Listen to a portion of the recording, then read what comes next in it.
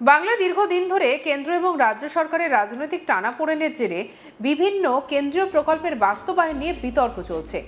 সেই প্রেক্ষাপটে প্রধানমন্ত্রী সূর্যঘর যোজনাকে ঘিরেও বহু পরিবার দীর্ঘ সময় ভর্তুকি না পাওয়ার অভিযোগ তুলেছিল।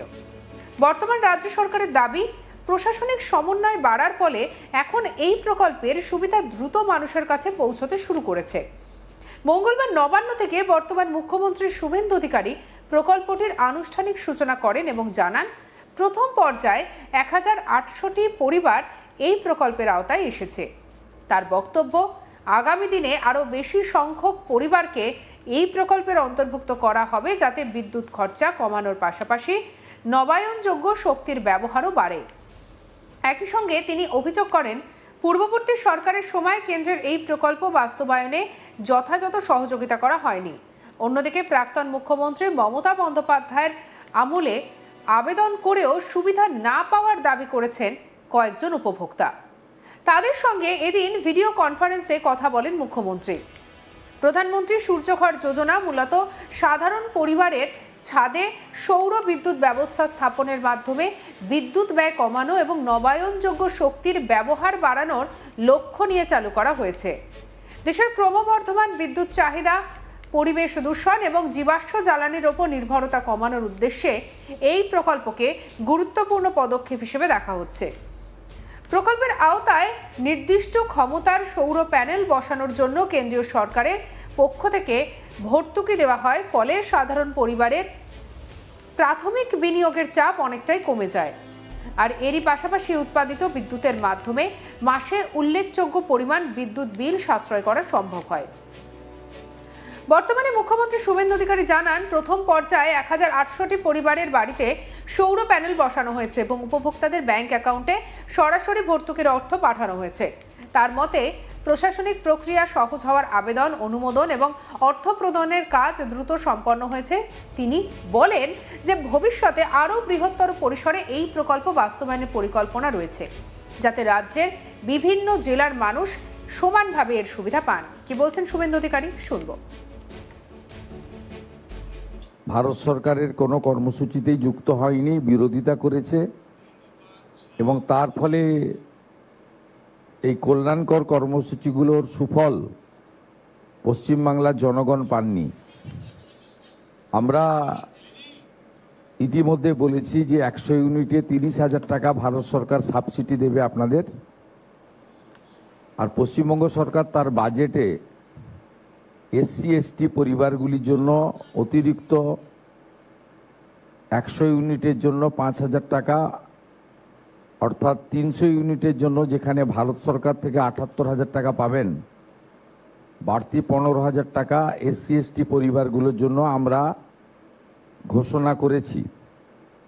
আমাদের চিন্তাভাবনার মধ্যে আছে যে পরিবারগুলি এই কর্মসূচিতে 100 ইউনিটে মোট 50,000 টাকা লাগে, 30,000 টাকা ভারত সরকারের পক্ষ থেকে পাচ্ছেন, আর এসসি এসটি পরিবারগুলো 5,000 টাকা পাবেন। এসসি এসটি যারা নন তাদেরকে 20,000 টাকা নিজেদেরকে লাগাতে হচ্ছে, আর যারা এসসি এসটি পরিবার তাদের নিজস্ব 15,000 টাকা লাগাতে হচ্ছে।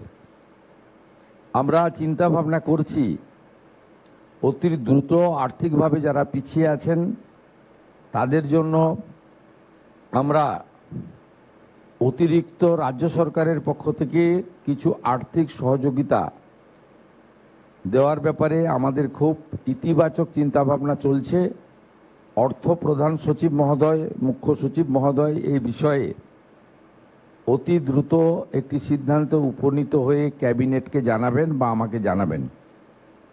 আমাদের এবারে প্রথম এই কর্মসূচিতে যুক্ত হওয়ার ফলে আমাদের 1 লক্ষ ইউনিট ভারত সরকারের পক্ষ থেকে দেওয়া হয়েছে, করতে হবে মার্চ 31 মার্চ 2027-এর মধ্যে।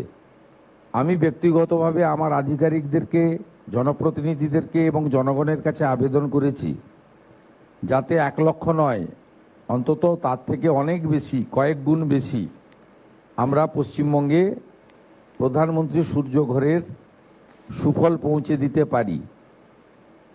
এটি একটি পরিবেশ বান্ধব এবং ইলেকট্রিকের মিটার রিডিং অর্থাৎ অর্থ প্রদানের ক্ষেত্র থেকে আপনাদের সুরাহা হবে এবং যারা অর্থনৈতিকভাবে সাবসিডি দিতে পারছেন না, অসুবিধা হচ্ছে, তাদের ক্ষেত্রেও আমাদের একটা চিন্তা ভাবনা, যেটা একটু আগেই আমি উল্লেখ করেছি, আমরা অতি দ্রুত এই বিষয়ে সিদ্ধান্ত নেব।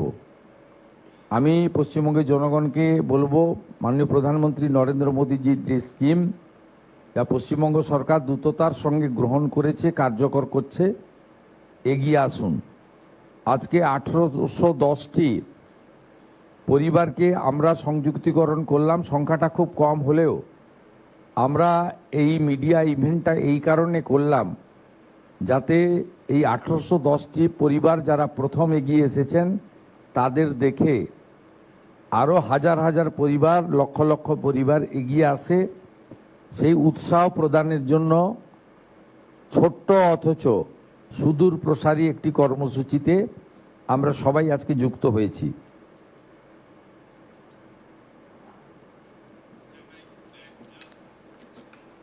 প্রকল্পের অন্যতম আকর্ষণ হলো ভর্তুকির পরিমাণ। বর্তমান মুখ্যমন্ত্রীর ঘোষণা অনুযায়ী 1 কিলোওয়াট ক্ষমতার সৌর প্যানেলের জন্য 30,000 টাকা, 2 কিলোওয়াটের জন্য 60,000 টাকা এবং 3 কিলোওয়াট পর্যন্ত সর্বোচ্চ 78,000 টাকার ভর্তুকি দেওয়া হবে।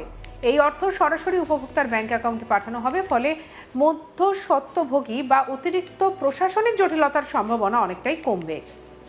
এই প্রকল্পটির একটি বড় সামাজিক এবং অর্থনৈতিক তাৎপর্য রয়েছে। বর্তমানে বিদ্যুতের ক্রমবর্ধমান খরচা বহু মধ্যবিত্ত এবং নিম্নবিত্ত পরিবারের উপরে বাড়তি একটা আর্থিক চাপ সৃষ্টি করছে। সৌর বিদ্যুতের ব্যবহারের মাধ্যমে দীর্ঘমেয়াদে এই ব্যয় উল্লেখযোগ্যভাবে কমানো সম্ভব হবে। মাসে প্রায় 300 ইউনিট পর্যন্ত বিদ্যুৎ উৎপাদনের সুযোগ থাকায় অনেক পরিবার বিদ্যুৎ বিল কার্যত শূন্যের কাছাকাছি নেমে আসতে পারে। এতে পারিবারিক সঞ্চয় যেমন বাড়বে, তেমনি পরিবেশ বান্ধব শক্তির ব্যবহারও উৎসাহিত হবে। বর্তমানে সরকারের বক্তব্য অনুযায়ী প্রকল্প বাস্তবায়নের ক্ষেত্রে প্রযুক্তি নির্ভর ব্যবস্থাকে অগ্রাধিকার দেওয়া হয়েছে।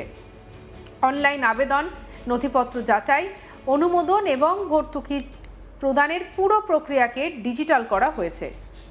এর ফলে আবেদনকারীরা বাড়িতে বসেই আবেদন করতে পারছেন এবং প্রক্রিয়ার অগ্রগতি সম্পর্কে নিয়মিত তথ্য পাচ্ছেন। প্রশাসনের দাবি, এতে স্বচ্ছতা যেমন বৃদ্ধি পেয়েছে, তেমন সময়ও কম লেগেছে। নন্দীগ্রামে এক জনসভায় শুভেন্দু অধিকারী সাধারণ মানুষকে এই প্রকল্প আবেদন করার আহ্বান জানিয়েছেন। তিনি বিশেষভাবে আর্থিকভাবে দুর্বল এবং নিয়মিত বিদ্যুৎ বিল দিতে সমস্যায় পড়া পরিবারগুলিকে এই প্রকল্পের সুবিধা নেওয়ার অনুরোধ করেছেন। এরপর অনলাইন এবং অফলাইন দুটো পদ্ধতিতে আবেদন গ্রহণ শুরু হয়। সরকারের দাবি, অল্প সময়ের মধ্যেই বহু আবেদন নিষ্পত্তি করে উপভোক্তাদের বাড়িতে সৌর প্যানেল স্থাপন করা সম্ভব হয়েছে। প্রকল্পের উদ্বোধনী অনুষ্ঠানে কয়েকজন উপভোক্তার সঙ্গে ভিডিও কনফারেন্সে কথা বলেনও মুখ্যমন্ত্রী। সঙ্গে রাখুন আজ তাক বাংলাকে, সাবস্ক্রাইব করতে ভুলবেন না।